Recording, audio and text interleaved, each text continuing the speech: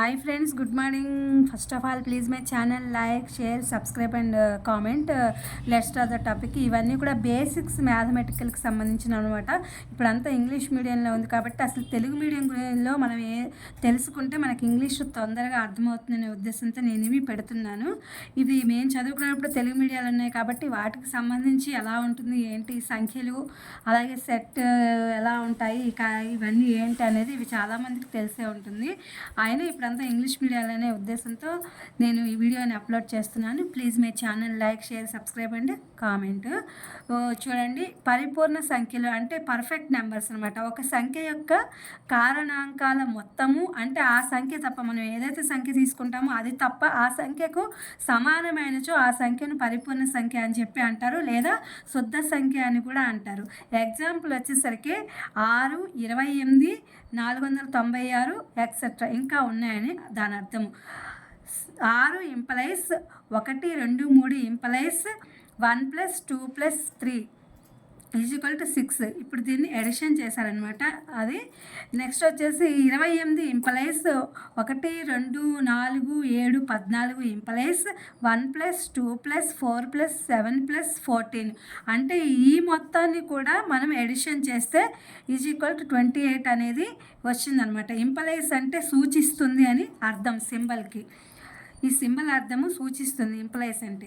సంయుక్త సంఖ్యలు అంటే composite numbers అనమాట. 1 మరియు అదే సంఖ్య గాక ఇతర కారణాంకాలు కూడా గల సంఖ్యలను సంయుక్త సంఖ్యలు అంటారు. అంటే ప్రధాన సంఖ్యలు కాని వాటిని సంయుక్త సంఖ్యలు అంటారనమాట. ఉదాహరణ ఏంటంటే 4, 6, 8, 9 ఇవి సరి సంఖ్యలు. 4 అనేది 6 అనేది 8 అనేది అవి కాని వాటిని సంయుక్త సంఖ్యలు అంటారు.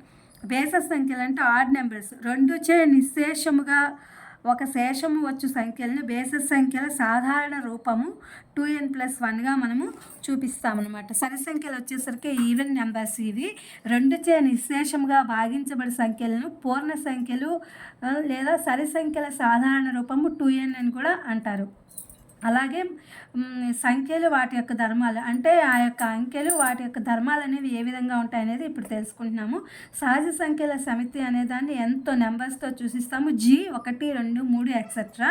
పూర్ణాంకాల సంఖ్యల సమితి వచ్చేసరికి W 0, 1, 2, 3 హోల్ నెంబర్స్. పూర్ణ సంఖ్యల సమితి అనగా Z అనమాట. ఎక్సెట్రా -3, -2, -1 ఇలా వేసుకున్న తర్వాత మళ్ళీ 0, 1, 2, 3 ఎక్సెట్రా అని రాసుకోవాల్సి ఉంటుంది. అకరణీయ సంఖ్య సమితిలో వచ్చేసరికి Q అనేది set of x/x = p/q. PQ C sigma ZQ అనమాట. ఇది ≠ 0 సెట్ సెట్ 1/2, 3/4, 5/6, 7/2, 8/1, 6/1 ఎక్సెట్రా. ఇలా అనేక రకాలుగా మనం వీటిని ఇంకా ఉన్నాయన్నమాట సంఖ్యలు. వాటిని ఇలా సెట్ చేయొచ్చు. కరణీయ సంఖ్యలు వచ్చేసరికి Q1 అనమాట. ఇది సెట్ Q √2, √3, √5 ఎక్సెట్రా సెట్. వాస్తవ సంఖ్యల సమితి R అంటే set N W Z Q1 అనమాట. ఇది అంటే పై సంఖ్యల సమితులన్నీ కలిపి వాస్తవ సంఖ్యల సమితి అవుతుంది అనమాట. ఇప్పుడు మనం పైన ఏవైతే చెప్పుకున్నామో ఈ యొక్క సంఖ్యలు ఇవన్నీ కలిపితే ఈ సమితులు అనమాట. ఇవన్నీ సెట్ అంటే సమితి అని అర్థం వస్తుంది. ఈ సంఖ్యలన్నీ కలిపితే అవి వాస్తవ సంఖ్యా సమితి అవుతుంది అని చెప్పి చెప్తున్నాడు.